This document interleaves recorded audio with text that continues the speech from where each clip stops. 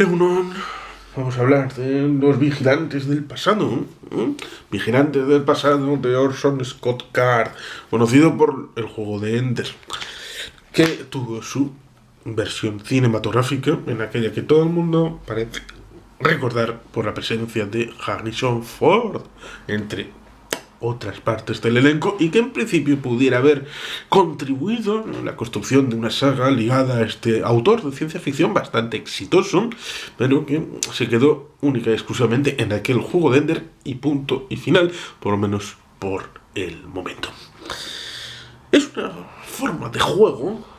con el pasado. No vamos a ir al ámbito de la serie Loki y los vigilantes en la continuidad temporal, en el ámbito de Marvel, lo cual es la VTA, una agencia en principio ligada para la vigilancia de esos momentos de disrupción, para que estén contenidos dentro de una banda y no se salgan de madre. Eso sería una de estas circunstancias que, claro, al fin de cuentas, en la ciencia ficción y con los pensamientos alternativos, saliéndose de la caja, siempre hay momentos en donde las circunstancias riman. Tiene una forma de eco de una serie de historias que pueden tener aplicabilidad, habiendo sido conectado ambos autores a ese principio común. En el caso Orson Scott Card, Vigilantes del pasado, digamos que tuve la conexión después de haber estado bastantes veces pasando por delante en la librería Gil de la Plaza Pombo en Santander. Y después de haber estado pasando por delante de este libro, en un momento dado, pues cayó y fue leído en su momento. Tiene sus buenas 310 páginas, por lo tanto no es más extenso que mi Atentado con Jura de Geldon, mi primera novela, que tenía 300 páginas exactamente, o 306. Puede que 306, no pasa nada. A fin de cuentas, estamos hablando de libros, de novelas. En este caso, tenemos una circunstancia en donde vamos a leer lo que pone detrás. La llamaron la era de deshacer. Tras las catástrofes de los siglos precedentes, el mundo entró en una época de recuperación y curación. Pero sanar los estragos del presente no era suficiente. Con poderosos instrumentos, las personas de esta era más compasiva indagaron en el pasado para resolver misterios históricos y dar voz a los olvidados por el impecable e implacable avance de la civilización. También quizá para cambiar el curso de la historia, ya que estamos, seguro que a nadie le importa, ¿verdad? Es un libro originario de el año 1996, cuya primera edición en castellano es esta de 2012, lo cual es curioso. El título original es Past Watch: The Redemption of Christopher Columbus. Iremos a ello, iremos al ámbito de Cristóbal Colón, porque está presente en esta historia. Digamos que en este primer término, ya en los años 90, a pesar de que el autor tiene raíces en las décadas precedentes, tenía la idea, y en parte se puede traducir en una película que está comentada en este canal respecto a Nostradamus, 1992, Chekari Cayo, a la hora de establecer la idea de que en el ámbito de la segunda mitad del siglo XX, después de la Primera y Segunda Guerra Mundial, en el ámbito de la Guerra Fría, la lluvia ácida y todo aquello, la humanidad se había establecido en una fase final, terminal, en que ameritaba un cambio. Ahí tenemos los 12 monos de Terry Gilliam, con Brad Pitt y con Bruce Willis. Esa idea de Millennium, esa película está comentada en este canal, a la idea de la humanidad se va a un final, pero si salimos de esta, que nunca se sabe, igual salimos de esta. Luego hay que hacer una forma de reordenación, y como la técnica va increciendo desde la época de la Revolución Industrial, finales del siglo XVIII, principios del XIX, la técnica pues amerita también luego la posibilidad de lo que H.G. Wells con la máquina del tiempo, que ha tenido varias versiones a nivel de serie, película. Podemos observar el pasado y quizá también hacer una observación participante a la hora de establecer el vínculo para poder ver, aquí está el problema, vamos a solucionarlos. Pero, claro, en propuestas como esta influye bastante la situación negro-legendaria a la hora de establecer ese vínculo. La idea de que Cristóbal Colón estableció prácticamente como si fuera esto Joseph Conrad en El corazón de las tinieblas, a la hora de establecer el vínculo con las Américas, prácticamente como si fuera Leopoldo con el Congo belga, o la relación con Francia y el Reino Unido con sus ámbitos competenciales coloniales. Por eso resulta interesante lo que viene a continuación. Este es el relato de Cristóbal Colón, el hombre más grande de su época, de cómo su ambición le llevó a concebir un descabellado plan de conquista. Las Indias occidentales. No, su plan, su afán, era liberar Constantinopla de las hordas turcas y fue redirigido por misteriosas fuerzas hacia el descubrimiento de América, por lo que pudo cambiarse una vez, puede cambiarse de nuevo. Aquí tendremos esa circunstancia que, claro, en el año 1453 hubo un impacto gloriosamente duradero para el mundo y para el ámbito mediterráneo y eurooccidental, como es el hecho de que la antigua ruta de la seda que venía desde China y que conocieron el Imperio Romano y la época que estaba en medio del ámbito de los partos y de la India, como conectores entre el Imperio Chino y el Imperio Romano, que se conocían mutuamente a pesar de que no habían coincidido en un mismo espacio. Tenemos esa circunstancia en la que luego, todo lo que conocemos en el ámbito de Europa Occidental, a pesar de que hay otros espacios de relatos de lo que es la historia, en Europa Occidental conocemos como Alta y Baja Edad Media, digamos que tenemos esa circunstancia en donde la ruta de la seda sigue funcionando hasta el momento en el que los otomanos conquistan finalmente la última plaza del imperio llamado bizantino, pero realmente era el Imperio Romano de Oriente, como era Constantinopla, que nunca se llamó Bizancio. Al establecer esa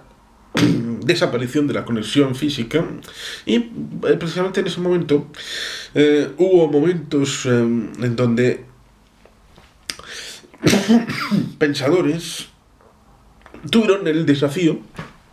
de cómo antes había habido todas las cruzadas para la liberación de Tierra Santa, la idea de no solamente liberar Tierra Santa, sino también liberar la ciudad conquistada del Imperio Romano Oriental, como era Constantinopla,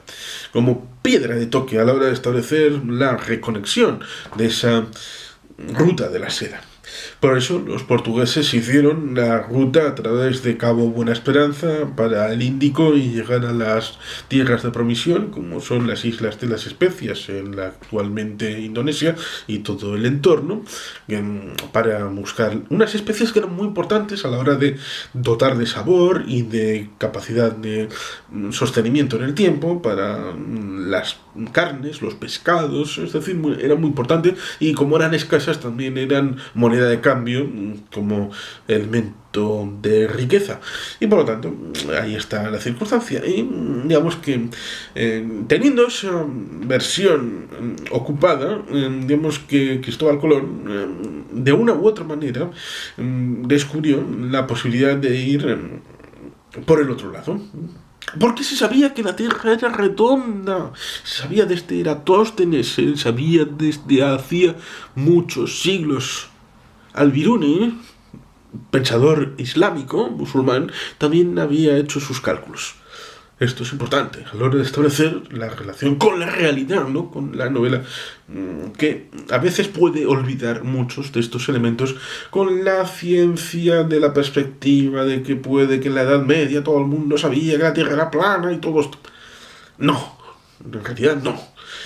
En realidad, en el siglo XIX se piensa que cuando la Iglesia quiere mantener el supremacismo relativo a que el hombre fue creado y que este elemento del creacionismo debe de establecerse, los anticreacionistas, es decir, los defensores de la teoría de la evolución, quieren vincular que los creacionistas son tan tontos como los tierraplanistas, para establecer ese discurso de confrontación. Como ya se ha quedado claro de toda la historia que la Tierra no es plana, entonces los piensan en el creacionismo son igual de zoquetes y al fin de cuentas en el futuro quedarán exactamente igual de establecidos. Por eso se establece esa vinculación, pero en el siglo XIX, y que se basa en un pasado mitificado y mentiroso. Lo mismo que puede pasar con el ámbito de el señor Orson Scott Card. Con la idea esta, a pesar de que es cierto, el señor Cristóbal Colón tuvo esa tentación de pensar en la liberación de Constantinopla, lo mismo que muchos otros tuvieron la tentación después del 1300 en adelante, en el siglo XIV y también en el XV, la liberación de Jerusalén como horizonte de redención para el ámbito del Altísimo y de la otra vida. Pero digamos que más que nada se suele establecer con Cristóbal Colón con el ámbito del prenauta y el ámbito del conocimiento que ciertamente, por ejemplo, se suele decir que en el siglo XIV y XV había vascos que iban por Terranova, que pescaban el bacalao, que cazaban la ballena, y antes estaba el tema de los vikingos, que se ha podido establecer que en el siglo XI ya tenían relación con lo que llaman Vinland, en la zona de Terranova,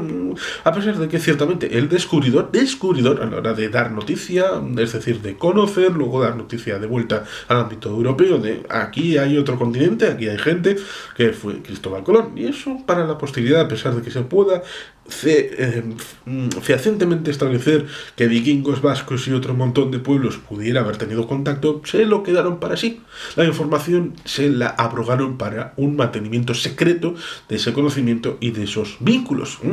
No tanto en cuanto luego a principios del 1500 y pico, con la relación con los Micmac en el ámbito de Terranova, eso ya sí fue dominio público, y luego hay vinculación con el tema del euskera y la mixificación con este pueblo del ámbito del actual Canadá. Pero ciertamente esta relación con la historia tiene el ámbito de la idea de la leyenda negra, en tanto en cuanto se piensa que Cristóbal Colón destruyó América, es el origen de la destrucción de los pueblos originarios, lo cual ciertamente amerita mucho más que la leyenda negra y tampoco la leyenda rosa, sino una verdad mucho más prosaica, que a veces no se quiere entrar y se pone el foco en la mitificación y en la mitología a la hora de establecer que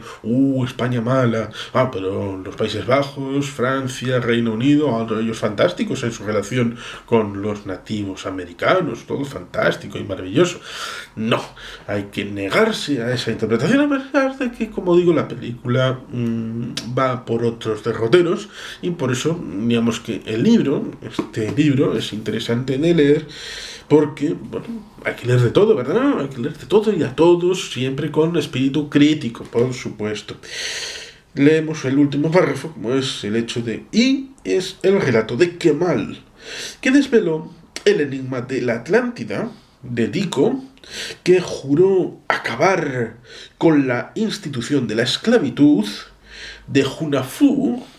que teorizó la conquista americana de Europa,